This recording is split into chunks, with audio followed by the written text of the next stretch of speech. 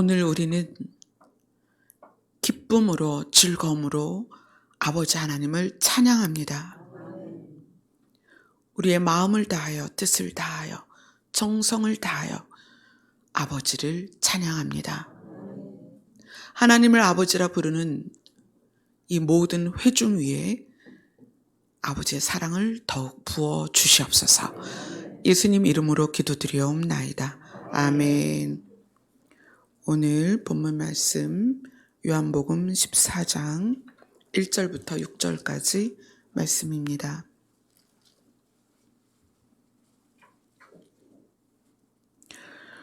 요한복음 14장 1절부터 6절까지 같이 읽습니다. 시작.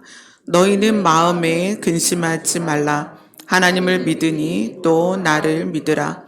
내 아버지 집에 거할 곳이 많도다. 그렇지 않으면 너희에게 일렀으리라.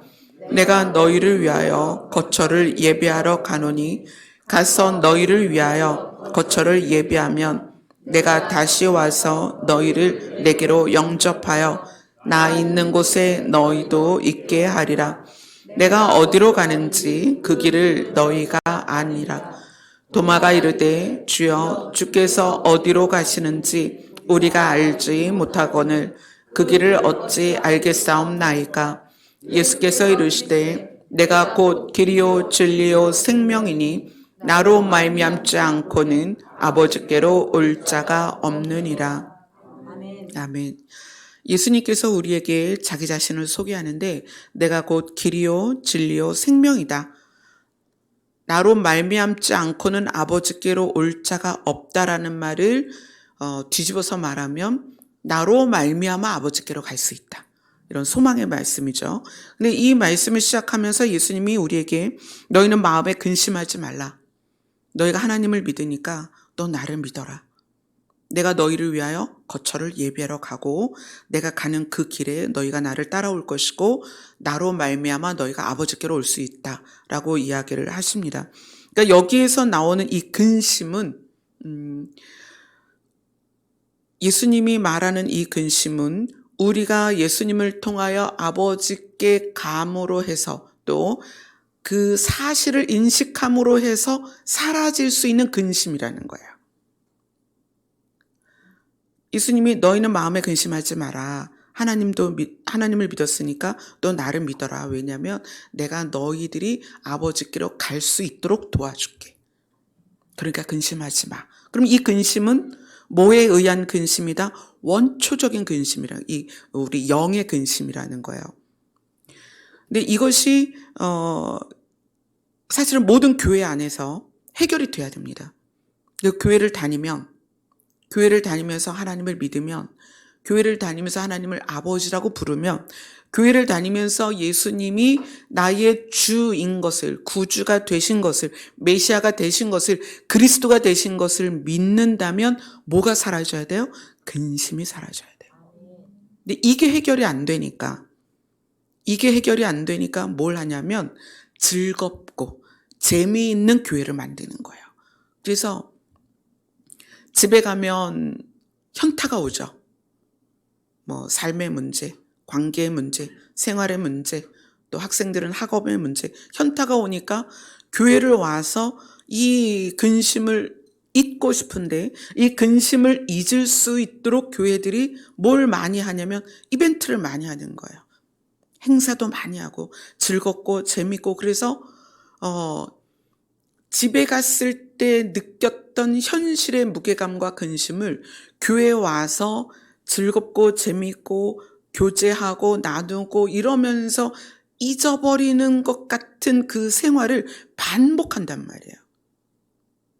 근데 우리가 가지고 있는 근심은 하나님의 나라를 가는 것으로 인하여 그것을 인식함으로 인하여 사라지는 근심입니다. 그래서 이것에 대해서 이제 우리가 또 보도록 할 텐데 요한복음 8장으로 갑니다.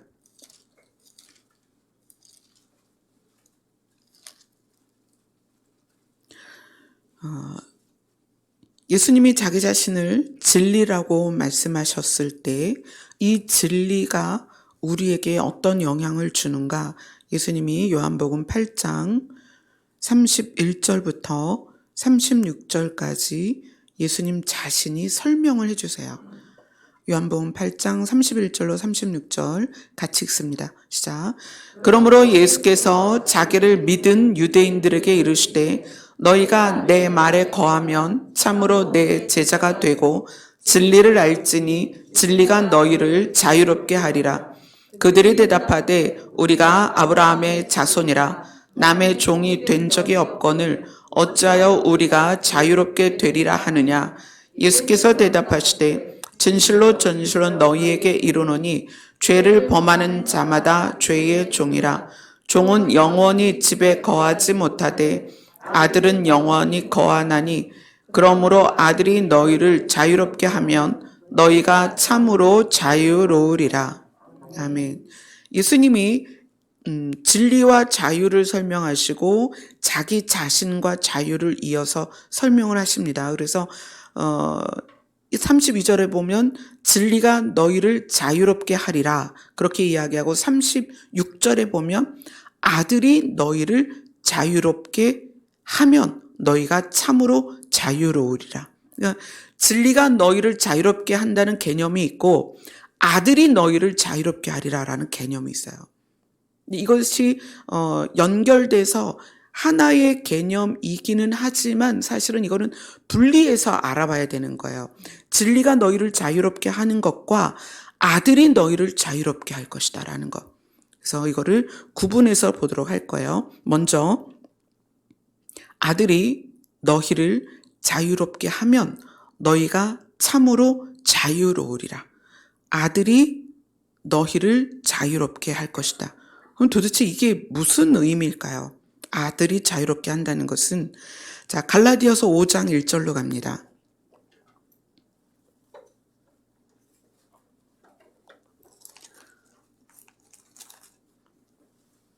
갈라디아서 5장 1절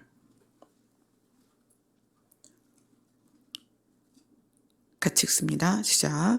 그리스도께서 우리를 자유롭게 하려고 자유를 주셨으니 그러므로 굳건하게 서서 다시는 종의 멍에를 매지 말라.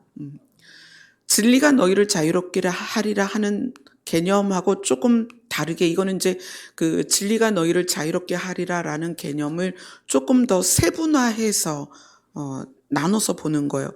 그리스도께서 우리를 자유롭게 하려고 자유를 주셨다. 아들이 우리에게 주신 자유, 그리스도께서 우리에게 주신 자유가 무엇일까 하는 거예요.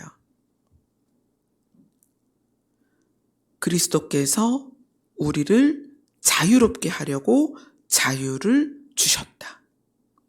자, 그 부분은 요한복음 1장으로 가겠습니다.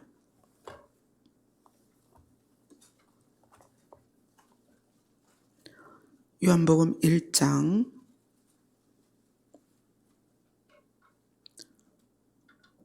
9절부터 13절까지입니다. 요한복음 1장 9절부터 13절 같이 읽습니다. 시작.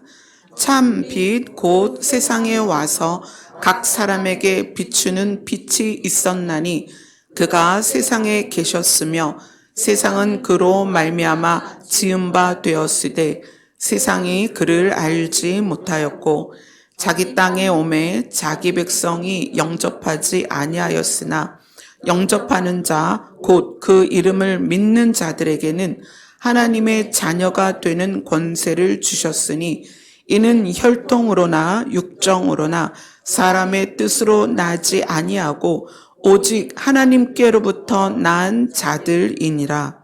자, 이 말씀은 뭐냐면 예수님께서 태초에 하나님과 함께 계시다가 세상으로 오셨습니다. 세상으로 오셔서 각 사람에게 빛을 비추어 주셨는데 그 빛으로 비춤을 받고 그 빛이 되시는 예수님을 우리 안에 받아들였을 때, 그래서 이거를 영접하는 자 그랬죠. 그리고 영접하는 자가 누구냐면 예수님의 이름을 믿는 자들에게는 어떤 권세를 주셨다? 하나님의 자녀가 되는 권세를 주셨는데 이 하나님의 자녀가 되는 권세를 또 다르게 표현한 것이 13절 마지막에 이렇게 나와요. 오직 하나님께로부터 난 자들이니라. 하나님의 자녀가 무슨 뜻이다? 하나님께로부터 난 자. 자, 아들이 우리에게 주는 자유는 뭐냐면 신분에 의한 자유입니다. 아들이 우리에게 주는 자유는 신분에 의한 자유다. 그래서 영접하는 자, 곧 그 이름을 믿는 자들에게는 하나님의 자녀가 되는 권세를 주셨다. 근데 하나님의 자녀가 뭐다? 하나님께로부터 난 자들이다. 자, 이거를 성경이 무슨 얘기를 하냐면 거듭났다. 우리는 모태에서 지음받아 나왔지만 예수님의 이름을 영접하고 믿으면 하나님의 자녀가 되는 권세를 받는데 하나님의 자녀가 된다는 게 어떤 의미다? 하나님께로부터 나았다. 네, 이게 굉장히 신비한 비밀이에요. 신비로움이죠. 우리가 모태에서 났는데 우리가 다시 누구에게 난다? 하나님께로부터 나는 거다. 자, 그것을 요한 1서로 가봅니다. 요한 1서 5장 1절.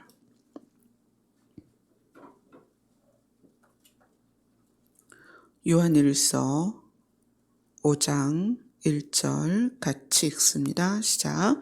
예수께서 그리스도이심을 믿는 자마다 하나님께로부터 난 자니 또한 낳으신 이를 사랑하는 자마다 그에게서 난 자를 사랑하느니라.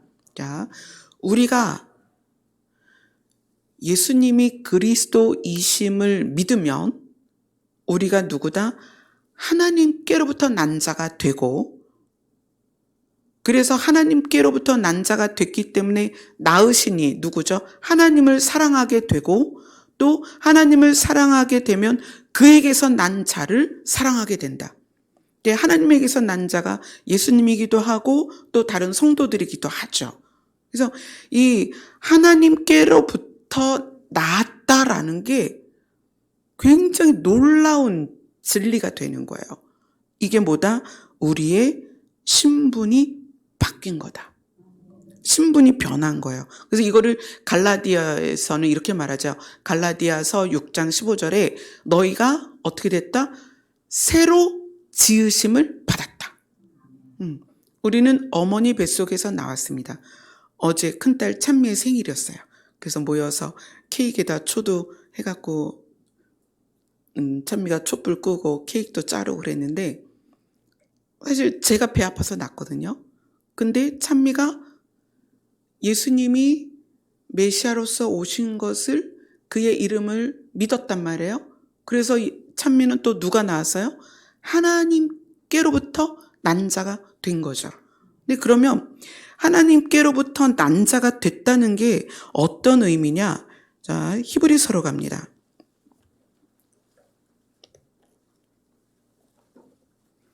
히브리서 5장 5절입니다. 히브리서 5장 5절 같이 읽습니다. 시작.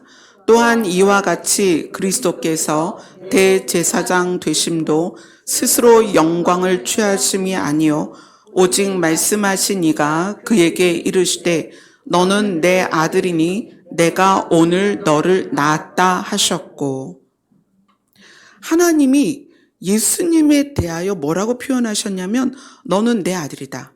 내가 오늘 너를 낳았다. 이것이 어디에 기록되어 있냐면 시편 2편에 나와요. 우리가 시편을 쭉 봤었죠. 시편 2편 7절에 요 구절이 나와요. 너는 내 아들이니 내가 오늘 너를 낳았다. 그래서 예수님이 하나님의 나라를 상속받는 거죠. 자, 그런데 그 예수님의 이름을 믿는 자, 영접하는 자를 뭐라고 부른다? 하나님께로부터 난 자다. 아멘. 여러분이 누구예요? 하나님께로부터 난 자다. 자, 예수님이 누구예요? 하나님이 낳은 자다. 예수님을 그렇게 부릅니다. 내가 오늘 너를 낳았다.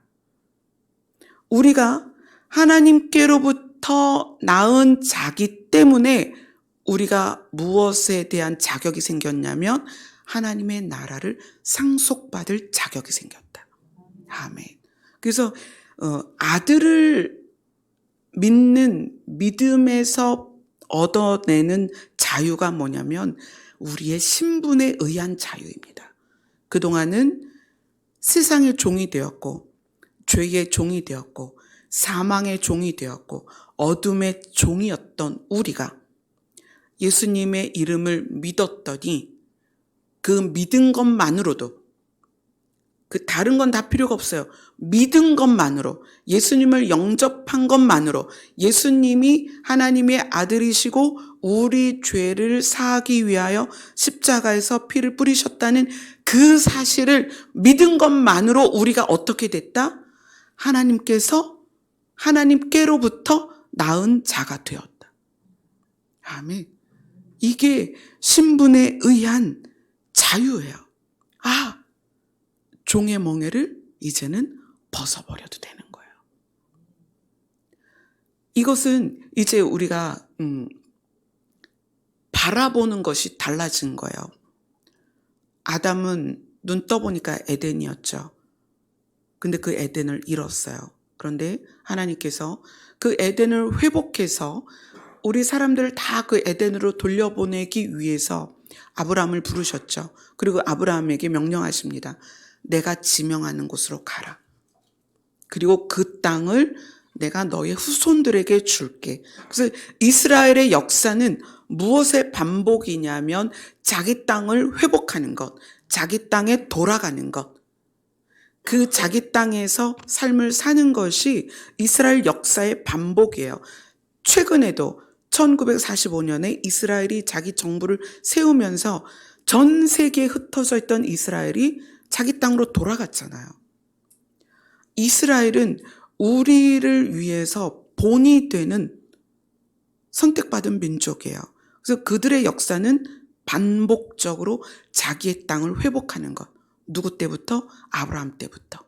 그래서 그것이 우리에게 주는 교훈이 뭐냐? 성경을 하나님이 우리에게 주실 때 에덴에서 시작한 성경이 어디에서 끝나요? 새하늘과 새 땅에서 끝나는 거예요. 그래서 우리에게 예수님을 믿는 그 아들을 영접하는 우리에게 신분을 바꿔주시는 거죠. 새로 지으셨어요. 우리를 어떻게? 하나님이 우리를 낳으셨어요. 아멘. 어느 순간에? 예수님을 믿는 순간에 하나님이 우리를 낳으셨어요. 그래서 우리는 무엇을 상속받는다? 성경이 마지막으로 말하고 있는 새하늘과 새 땅을 상속받는다. 아멘. 그래서 그것에 대한 가치를 느끼는 사람들이 나는 누구다라는 개념을 갖는 거예요. 여러분이 어디 가서 자기 자신을 소개할 때 나는 누구다라고 소개를 하시겠어요? 나는 하나님의 자녀입니다. 나는 하나님의 나라를 상속받을 자입니다. 나의 집은 천국에 있습니다.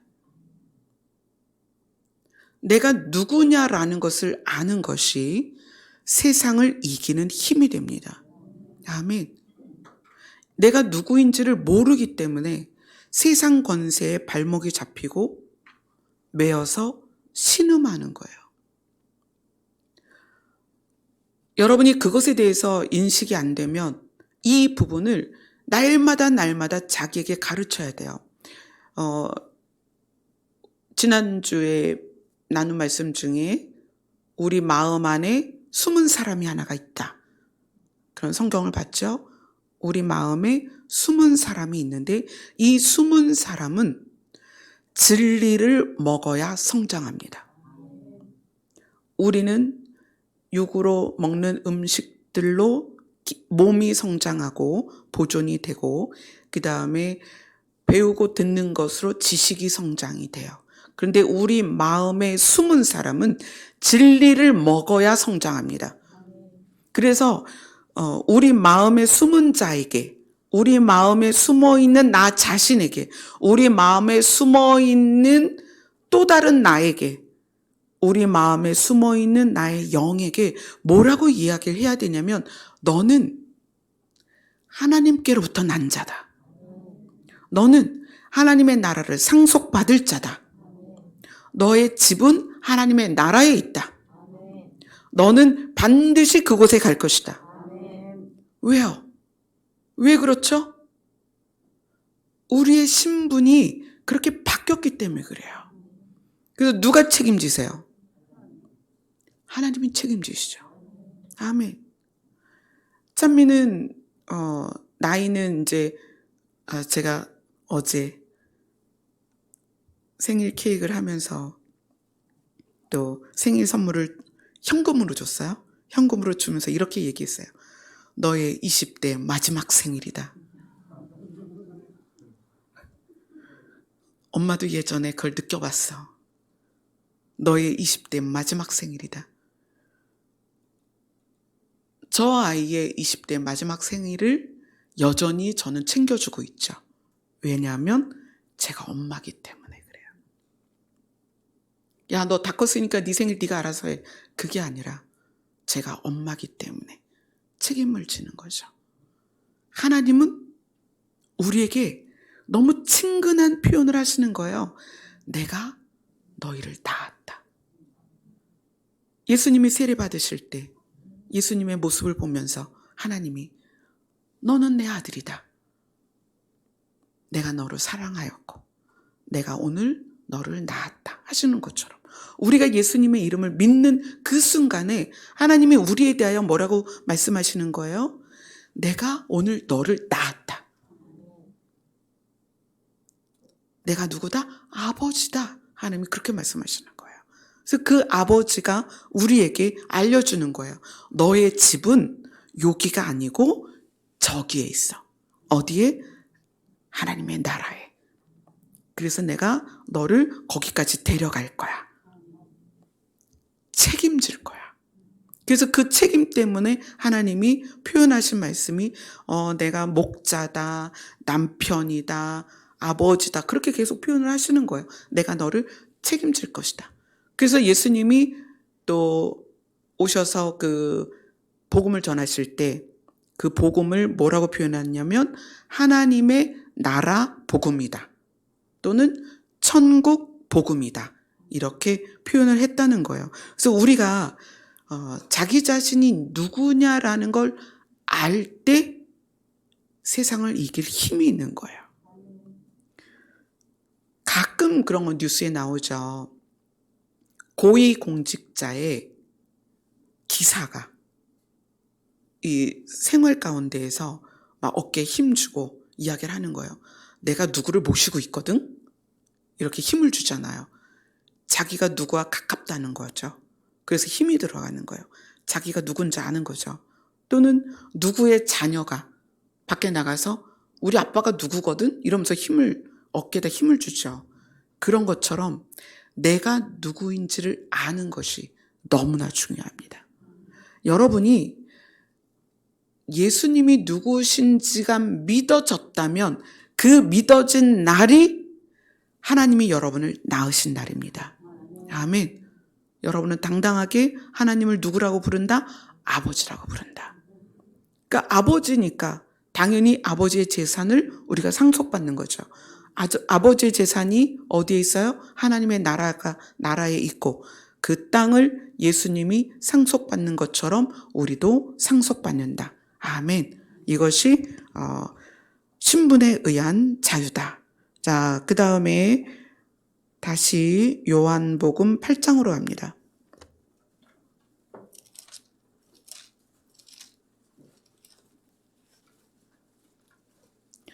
요한복음 8장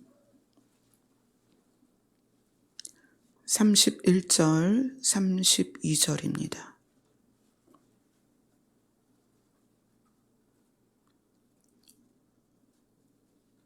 네, 함께 읽겠습니다. 시작.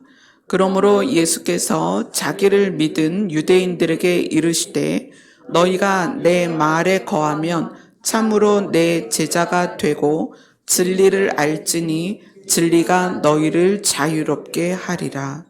아멘. 자, 이거는 이미 예수께서 자기를 믿은 유대인들에게 말하는 거예요. 예수께서 자기를 믿은 유대인들에게. 그래서 예수님을 믿은 유대인들이니까 이들이 이제 아들을 믿음으로 해서 신분이 바뀌었죠. 근데 그 다음에 말하는 게 뭐냐면 너희가 내 말에 거하면 참으로 내 제자가 되고 진리를 알게 될 것인데 진리가 너희를 자유롭게 할 것이다. 이렇게 이야기를 합니다. 자, 이 부분에 대해서는 요한복음 1장을 보겠습니다. 다시.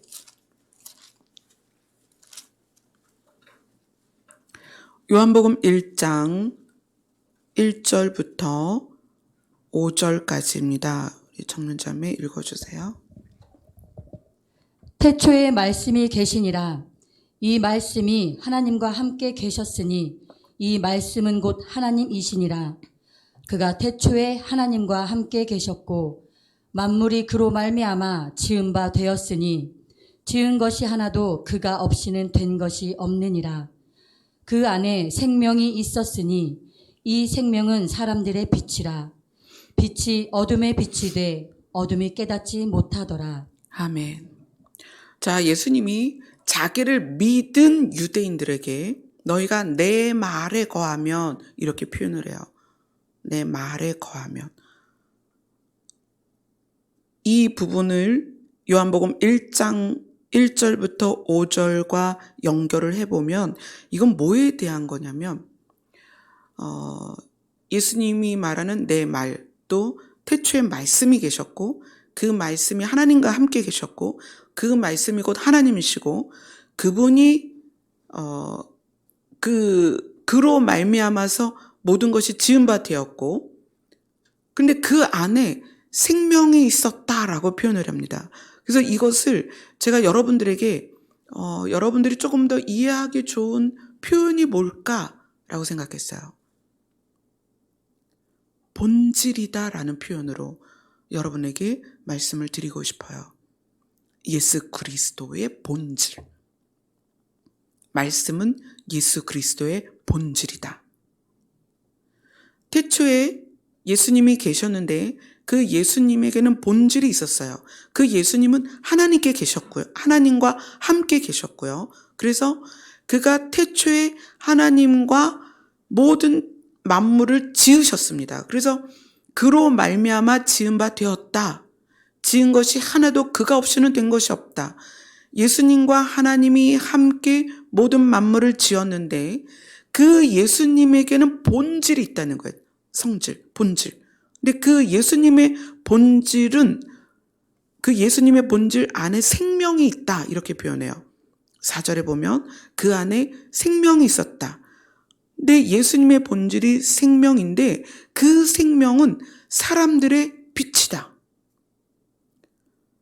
이 생명의 빛을 베드로전서에서 뭐라고 말하냐면 기이한 빛이다.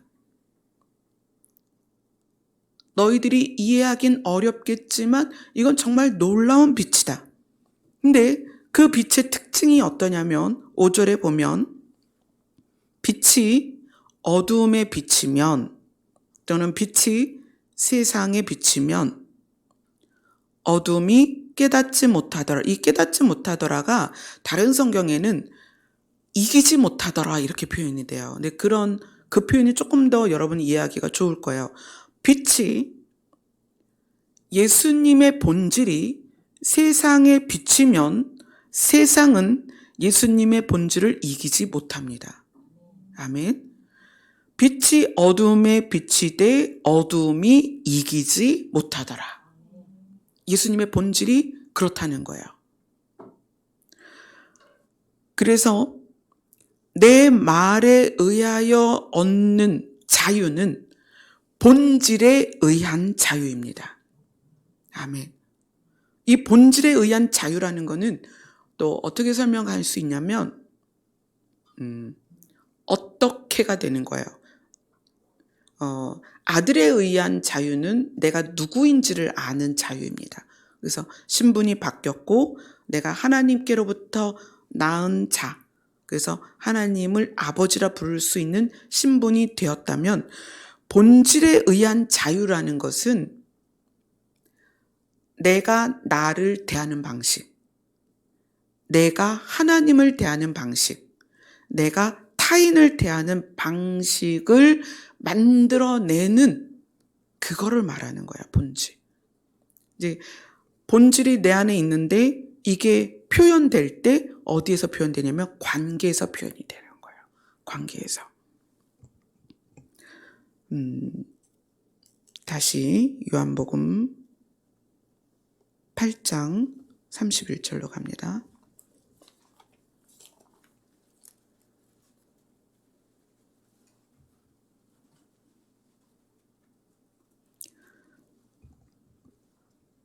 요한복음 8장 31절, 32절 같이 읽습니다. 시작. 그러므로 예수께서 자기를 믿은 유대인들에게 이르시되 너희가 내 말에 거하면 참으로 내 제자가 되고 진리를 알지니 진리가 너희를 자유롭게 하리라. 자, 이것을 다시 이제 본질에 대한 것으로 이 말씀을 읽어보면 예수님께서 자기를 믿은 유대인들에게 말씀하시는 거예요. 너희가 본질이 나의 본질로 바뀌게 되면 그러면 비로소 너희를 진짜 내 제자라고 하게 될 것이고 그것이 너희의 본질이 바뀌는 것으로 말미암아 너희가 자유롭게 될 것이다. 이런 거예요. 자, 이 본질에 의한 자유는 내재되어 있을 때는 몰라요. 표현이 안 돼요. 예전에 구리에서 사역할 때 성도와 성도의 사이에서 일어나는 관계에서 일어나는 문제들, 그 다음에 성도와 저와의 관계에서 일어나는 문제들, 또 성도가 각 가정에서 그 관계에서 가족들 사이에서 일어나는 문제들이 이제 늘 많이 있는데 어느 날 하나님께 그렇게 기도를 했어요. 하나님, 이 끊임없는 문제들, 이런 상황들, 그래서 상처받고 시험 들고 막 그런 상황들이 늘 있잖아요. 이런 일들이 왜 이렇게 계속 일어날까요? 그랬어요. 근데 하나님은 이런 일들은 늘 있을 수밖에 없어. 왜? 이 땅은 완전하지 않으니까. 그런데 이 사건들이 내가 누구인지를 드러낸다는 거예요.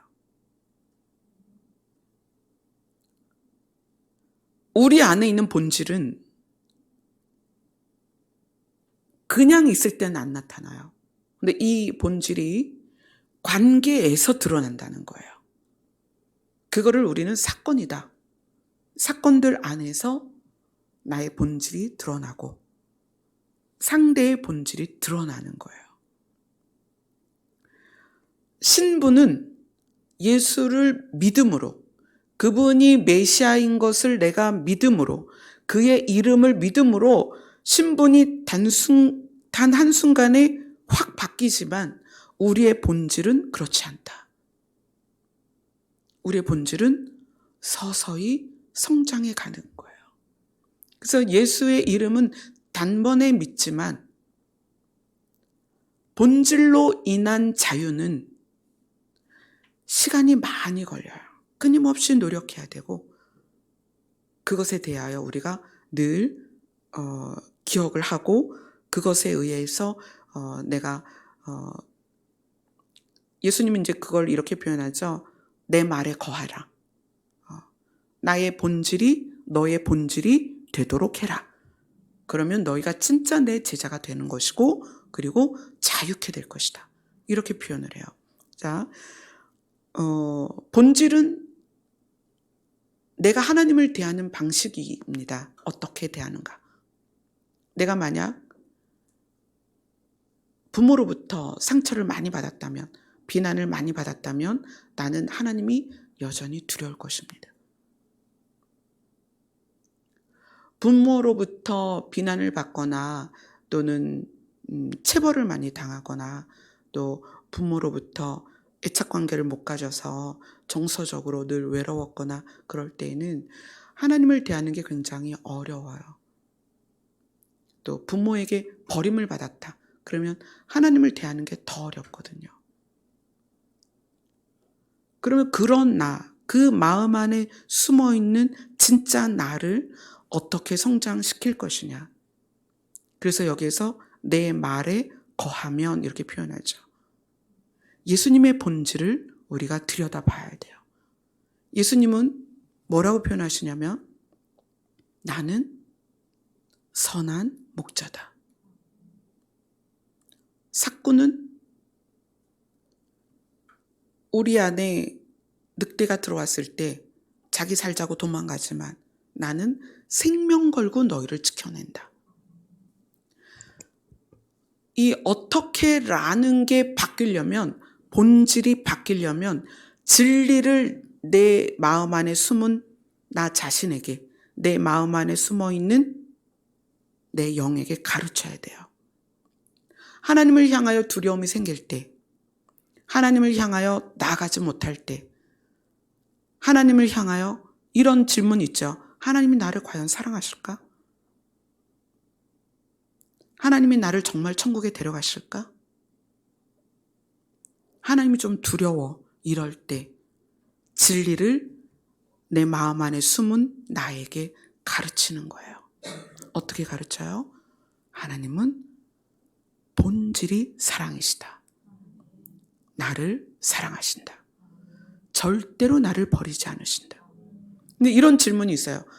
아니요, 성경에 이런 게 있어요. 이번에 이제 질문을 받았는데, 하나님이 야곱은 사랑하고요, 에서는 미워하셨다고 그랬어요. 거봐요, 하나님도 에서를 미워하시잖아요. 이렇게 질문을 하셨어요. 이건 무슨 얘기일까요? 하나님이 우리를 사랑한다는 표현도 하지만 책망하시고 또 심판하신다는 말씀도 하십니다. 여러분에게 말씀드렸듯이 심판에 대한 말씀은 우리 자신에 대한 이야기가 아니라 우리가 죄를 지고 죽을까 봐, 우리가 죄에 의하여 사망에 이를까 봐 죄에 대한 경고이십니다. 죄를 지으면 이렇게 돼. 또 죄에 대하여 하나님이 우리에게 간섭하세요. 죄를 끊지 않으면 우리가 죄에 의하여 사망으로 달려가기 때문에 하나님은 죄에 대하여 관여하시는 거예요. 그러나 그 죄에 대하여 관여하시는 이유도 뭐다? 우리를 사랑하신다. 그래서 우리를 살리기 위함이다. 그러면 야곱은 사랑하고 에서는 미워하였다. 이 이야기는 뭐냐면 야곱과 에서는 동일한 조건입니다. 동일한 조건. 뭐죠? 같은 부모. 그리고 쌍둥이로 태어났어요. 같은 날, 생일도 같아요. 그래서 같은 환경에서 자랐어요. 에서는 특별히 야곱보다 먼저 나왔기 때문에 에서가 장자가 되죠. 그래서 그 시대에는 장자에게 좀 더 특별했다는 거예요. 기대도 특별히 기대를 하고 또 대우도 특별히 했어요. 그리고 아버지 이삭이 장자인 에서를 앉혀놓고 얼마나 하나님의 나라와 하나님에 대한 것을, 하나님의 비밀을 알려줬겠어요. 그럼에도 불구하고 에서가 선택한 것은 이방 여자고 에서가 선택한 것은 부모를 근심하게 하는 선택을 했다는 거예요. 그래서 하나님이 야곱은 사랑하고 에서는 미워했다라는 것은 하나님이 에서의 행동과 선택과 결말에 대한 걸 말씀하시는 거예요. 그래서 거기에서 미워하였다라는 원어를 들어가 보면 그 원어가 감정적인 미움이 아니고 선택받지 못했다라는 표현이에요. 그 미워하였다라는 것이. 그러면 하나님이 태중에 있을 때 야곱은 선택하고 에서는 선택하지 않았다. 이게 아니고 최종적으로 구원의 모습에서 야곱은 하나님의 뜻을 따라 에서는 자기의 뜻을 따라. 그래서 에서로 인해서 에돔 족속이 나오는 거잖아요. 그래서 그들이 늘 하나님을 대적하고 하나님을 떠나 살았기 때문에 그들이 하나님의 나라에 가지 못한 것이 우리가 볼 때에는 야곱은 하나님께 선택받고 에서는 선택받지 못한 것처럼 보이는 거예요. 그래서 이것이 이제 성경으로 쓰여질 때 원어를 그렇게 썼어요. 야곱은 하나님께 사랑을 받고 에서는 하나님께 선택을 받지 못했다. 이렇게 표현이 되는 거예요. 근데 그 이유가 뭐다? 하나님을 향하여 하나님의 뜻대로 살지 못한 거거든요. 그 감정적으로 나는 얘는 좋고 얘는 싫어. 그게 아니라는 거예요. 자, 우리가 이 본질에 대한 추구, 이게 굉장히 중요한 거예요. 왜냐하면 본질에 대한 추구가 없으면 예수님을 믿음으로 해서 받은 신분이 잃어버려질 수도 있기 때문에 그래요. 우리의 마음이 우리에게 익숙해진 겉사람을 쫓아가면 우리 마음의 숨은 사람은 힘이 없어져요, 점점. 왜? 마음이 우리 겉사람을 따라가니까. 근데 우리의 겉사람은 무엇에 의해서 만들어졌어요? 경험에 의해서 만들어졌다. 부모로부터 비난이나 또는 무관심이나 또는 심리적인 학대나 육체적인 학대를 당하면 이 사람은 자기에 대한 수치심을 느껴요. 왜냐하면 내 존재가 너무나 보잘것없는 존재다. 나는 쓰레기야. 저는 청소년들이 그렇게 자기 자신을 표현하는 걸 여러 번 들었어요. 왜 그런 마음을 가졌을까요? 왜 자기 자신에 대한 수치심이 있을까요? 왜 자기 자신의 가치를 그렇게 쓰레기처럼 여기냐는 거예요. 그거는 경험을 못한 거예요. 존중받는 경험, 사랑받는 경험이 부족했기 때문에 자기가 자기 자신을 그렇게 느끼는 거거든요. 내가 나를 존중하지 않고 내가 나를 가치가 없게 여기는 그런 수치심이 있을 때 그것에 의해서 타인을 대하는 게 달라집니다. 내가 그렇게 수치심을 느끼기 때문에 나에 대한 가면이 더 두꺼워질 수 있어요. 그래서 가식적으로 사람을 대할 수 있죠. 그리고 또 다른 부분에서는 집착을 할 수가 있어요. 사랑을 많이 받고 싶은 거야. 내가 사랑을 경험하지 못했기 때문에 타인에게 사랑을 많이 받고 싶어서 스토커들도 사실 그런 데서 오는 거거든요. 결여된 자기 마음에 구멍이 나고 결여된 상처 때문에 누군가에게 집착하고 그 사람에게서 사랑을 받고 싶은 거예요. 또 타인을 많이 비난하는 사람들. 왜 타인을 많이 비난하고 정죄하는가? 내가 존중받지 못했기 때문에 타인을 또 그렇게 대하죠. 또 내가 나에 대한 자신감이 없고 수치가 가득하기 때문에 자기의 부끄러움을 가리기 위해서 오히려 공격적이고 타인에 대하여 좀 더 파괴적인 그런 행동을 보일 수 있다는 거예요. 그럼 그런 경험에 의하여 만들어진 또 타인이라는 것이 보통은 가장 가까운 가족들이에요. 그게 좀 슬픈 일인데 부모나 형제나 또는 이제 나랑 가까이 있는 사람들에 의하여 형성된 나에 대한 이미지, 그것이 내가 나를 대하는 방식일 수 있다. 그리고 그것 때문에 그것에 의하여 또 타인을 대하죠. 그런 경우가 굉장히 많아요. 저 자신도 또 그런 게 많이 있었고, 또 그러다 보면 죄를 대하는 방식이 좀 달라요. 여러분들이 신분은 예수님을 믿음으로 해서 그 상태에서 바로 하나님의 자녀가 되는 영광을 얻습니다. 그런데 신분이 바뀌었다고 해서 본질이 바뀌는 건 아니잖아요. 그러면 우리가 살면서 죄를 짓게 돼요. 그죠? 우리가 하나님을 아버지라고 하지만 우리에게 익숙해 있는 우리에게 길들여져 있는 그런 죄들이 있단 말이에요. 근데 그 죄들을 내가 어떻게 대하느냐. 자, 우리의 겉사람은 우리가 경험한 것에 의해서 하나님을 대하는 방식이 달라지고요. 나를 대하는 방식이 달라지고 사람을 대하는 방식이 달라집니다. 그리고 죄를 대하는 방식이 달라져요. 비난을 많이 받거나 무시를 많이 당하거나 또는 애착 관계가 잘 안 됐거나 이럴 때 죄를 대하는 방식이 어떻게 드러나냐면 죄책감이 과해요. 자, 내가 죄를 지었어.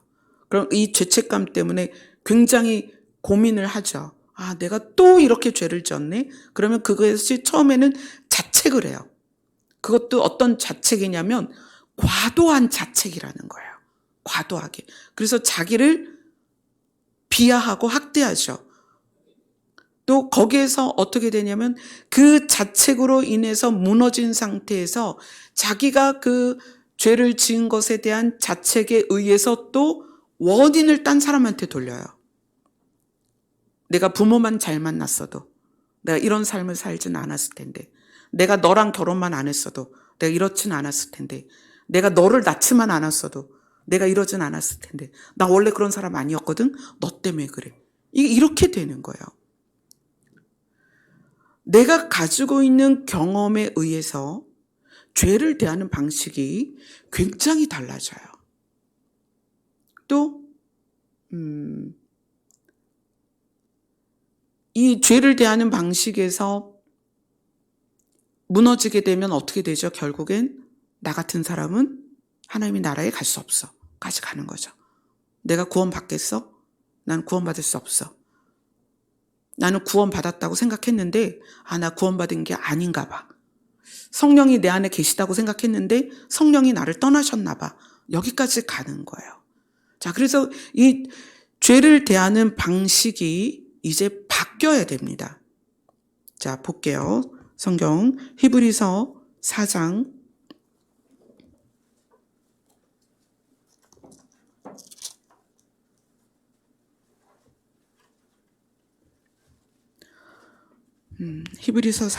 15절입니다.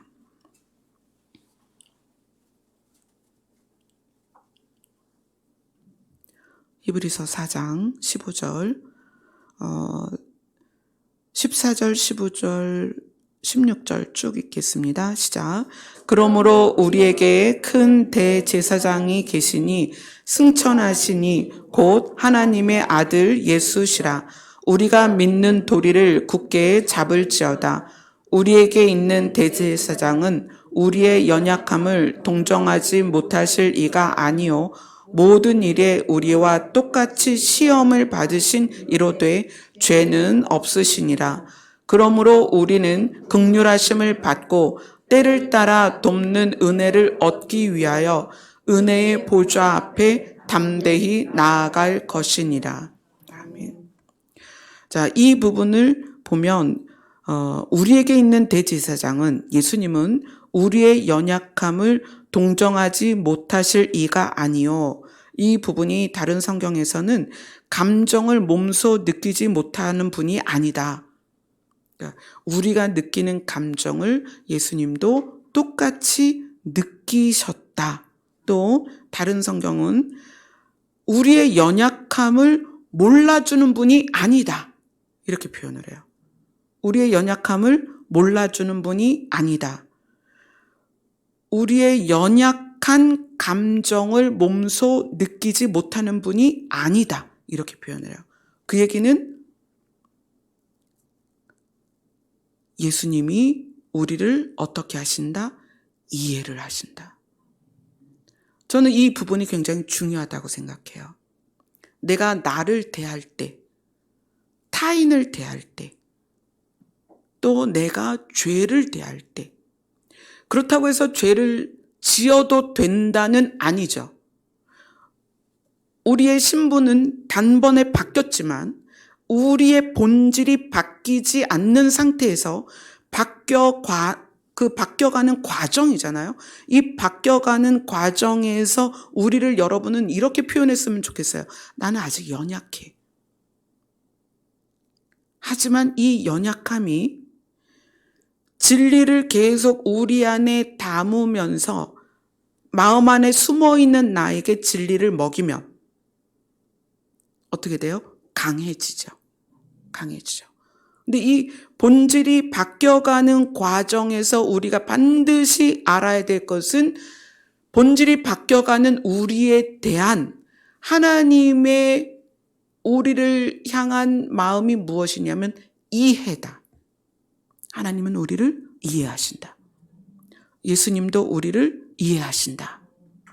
예수님도 똑같이 시험을 받아보셨기 때문에 물론 그 시험으로 죄는 짓지 않으셨지만 우리가 시험에 들어서 죄를 질 수 있다는 것을 아신다는 거예요. 그러니까 우리가 죄를 대하는 자세는 어떻게 해야 된다? 회개하고 하나님께로 돌아오는 것이다. 죄책감에 의하여 좌절하는 것이 아니라 물론 죄책감도 필요는 합니다. 내가 또 죄를 졌어. 그런데 이것이 어떻게 해야 된다? 그것을 이기고 하나님께로 가야 된다. 왜냐하면 그분이 나를 이해하시니까. 그리고 그분 안에 가서 그분의 말씀 안에 다시 우리가 거하는 거예요. 그것을 그리스도에게 물들어라. 우리의 본질이 그리스도의 말씀으로 바뀌어가는 거예요.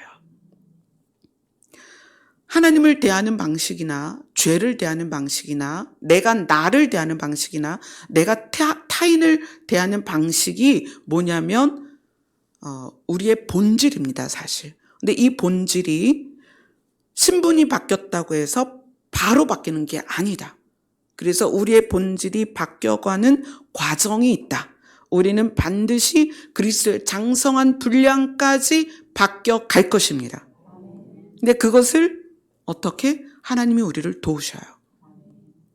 근데 여러분들이 그렇게 가는 과정을 잘 가기 위해서 어떻게 해야 되느냐? 내 마음 안에 숨어있는 또 다른 나. 사실 그게 진짜 나죠. 내 영이란 말이에요.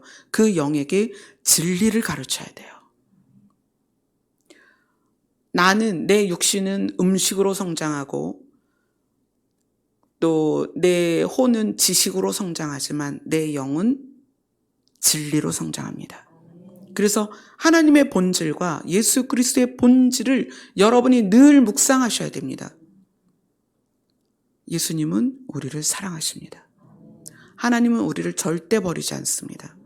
여러분이 자기 자신에 대하여 무너질 때, 타인과의 관계 안에서 무너질 때, 죄 때문에 무너질 때, 환경에 의해서 무너질 때 본질을 다시 찾으셔야 돼요. 하나님의 본질은 무엇이다? 사랑이다.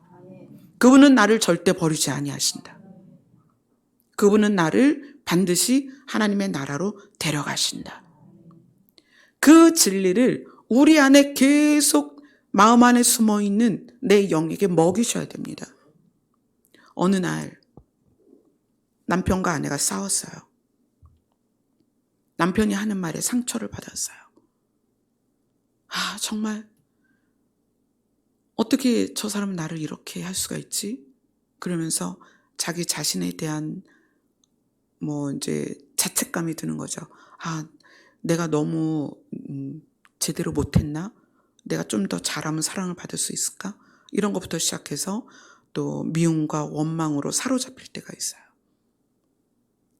그 사로잡힘에서 상대의 가치를 내가 무너뜨리려고 할 때, 그때 진리로 돌아가야 되는 거죠. 저 사람은 누구다? 하나님께로부터 난 자다. 아멘. 이 관계 문제에서 나를 무너뜨리려고 할 때, 내가 나를 무너뜨리려고 할 때 진리로 돌아가야 됩니다. 나는 하나님께로부터 난 자다. 이것이 분명해지면 예수님이 말씀하시죠. 나를 사랑하게 되면 너희가 내 계명을 지키게 될 것이다. 너희가 나에게 붙어 있으면 절로 열매를 맺게 될 것이다. 그게 무슨 말이에요? 예수 그리스도의 본질을 깨닫고 그 본질을 내 영에게 먹이면, 내 영에게 그 본질을 가르치면 어느새 내가 예수님의 새 계명을 지키는 사람이 된다는 거예요. 아멘. 그래서 우리가 하나님의 본질, 예수님의 본질을 아는 것도 중요하고 하나님을 아는 게 지혜입니다. 그것을 내 영에게 가르쳐서 내 영이 그것을 먹고 강건해지면 내 경험은 아무것도 아닌 게 되는 거예요. 부모에게 학대를 받았던 사람이 하나님의 사랑, 하나님의 본질을 알고 그것에 거하면 그 지식이 경험이 나를 이끌어가지 않습니다. 경험이 나를 이끌어갈 수 없어요. 그래서 빛이 어둠을 이기고 어둠이 빛을 이길 수 없다. 저는 여러분들이 이제 흔들리지 않기를 바랍니다. 흔들리지 않기 위해서는 흔들리지 않는 나라를 받아야 되는 거예요. 그게 하나님의 나라입니다. 또 여러분이 흔들리지 않기 위해서는 여러분의 마음 안에 숨어있는 여러분 자신이 강건해야 됩니다. 내 마음 안에 숨어있는 내 영이 성장해야 돼요.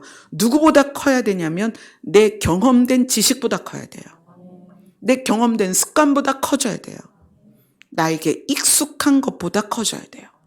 그래서 그것에 의해서 죄를 다루고 하나님께 나아가고 나를 다루고 타인을 다룰 수 있어야 된다는 거예요. 이것이 진리 안에 우리가 이렇게 되면 어떤 면도 좀 바뀌냐면 말씀을 나에게 이해시키는 부분도 좀 달라져요. 말씀이 그냥 마음으로 받아들여져야 되는데 지식으로 이해를 시키려는 노력을 하는 상황들이 많이 있거든요. 말씀은 어디로 받는다? 마음으로 받는다.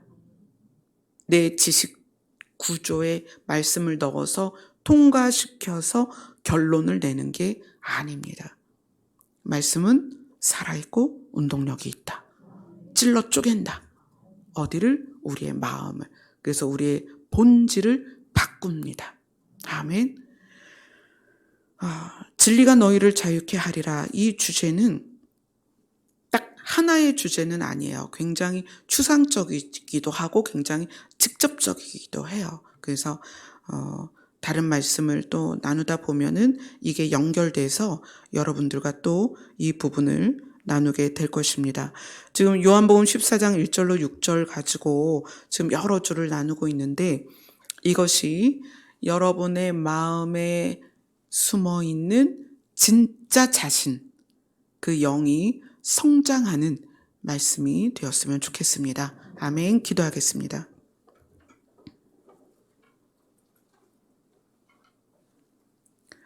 우리는 예수님의 이름을 믿음으로 신분이 바뀌었습니다. 이제 회개에 합당한 열매, 신분에 맞는 본질로 성장하기를 소원합니다. 진리의 말씀으로 우리를 가르쳐 주시옵소서.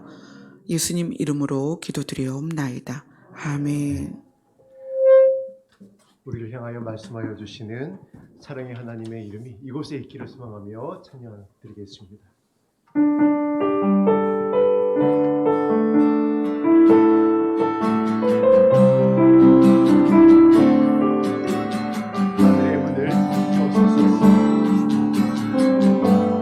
하늘의 문을 여소서. 하늘의 문을 여소서. 이곳을 주고 가소서.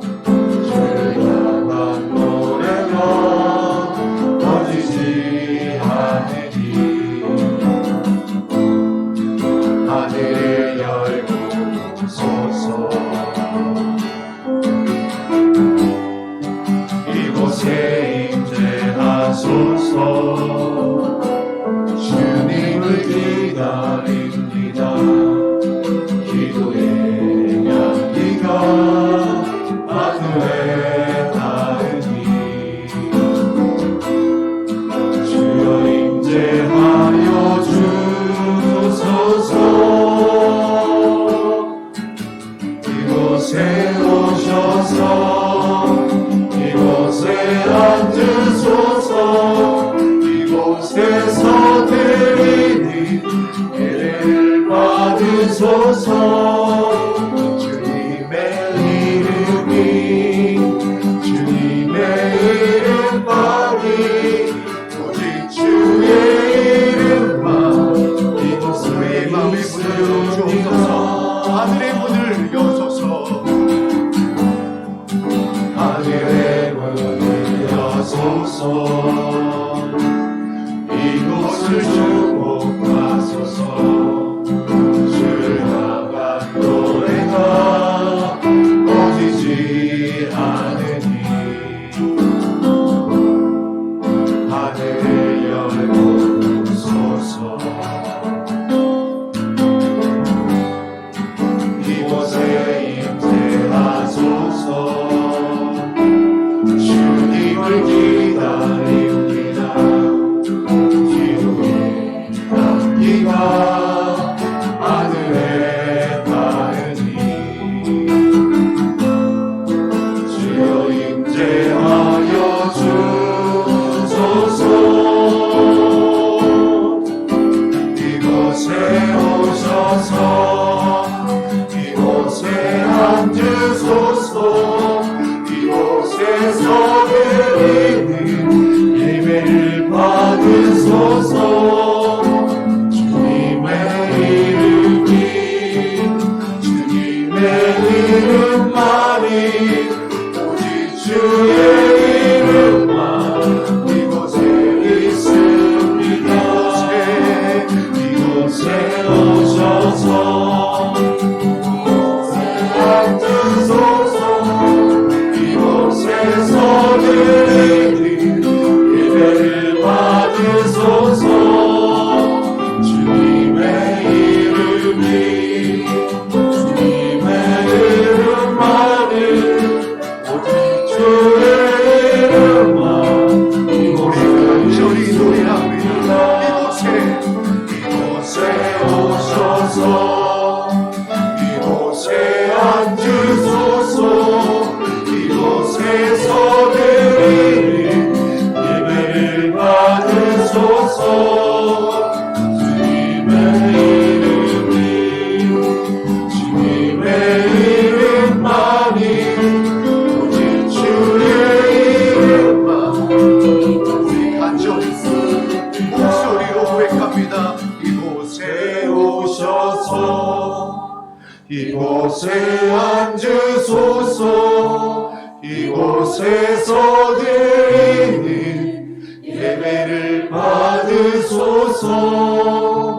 주님의 이름이 주님의 이름만이 오직 주의 이름만 이곳에 있습니다.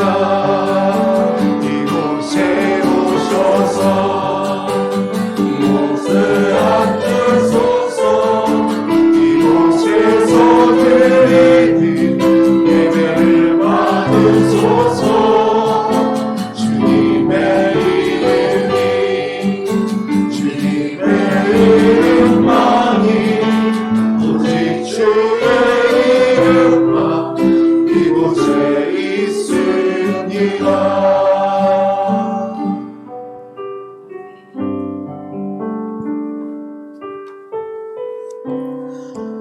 예수님이 십자가의 사건으로 우리에게 알려주고 싶으신 것은 내가 이렇게 고통받았다 그게 아닙니다. 예수님이 우리를 대하는 방식입니다. 나는 너희를 이렇게 사랑한다. 내가 너희를 위해서 이렇게 고통받았으니까 너희도 나를 위해서 뭘 해야 되지 않니? 그 요구가 아니라 내가 이 정도로 너희를 사랑한다. 내가 이만큼 너희를 사랑한다. 내가 이렇게 너희를 사랑한다라는 표현이라는 거예요. 그것이 알아졌을 때 비로소 그분 앞에 나아갈 수 있는 거예요. 그분이 나를 사랑하는구나. 그리고 그것을 알았을 때 비로소 우리도 그 사랑을 받은 나 자신을 사랑하고 그 사랑받은 타인을 우리가 사랑할 수 있다는 거예요. 십자가를 이해하고 그것을 깨달을 때 우리의 본질이 바뀌는 것입니다. 십자가 십자가에서 우리를 내려다보시며 예수님이 뭐라고 말씀하셨겠어요? 내가 너를 사랑한다. 아멘. 그 진리가 우리를 자유케 할 것입니다. 아멘. 기도하겠습니다.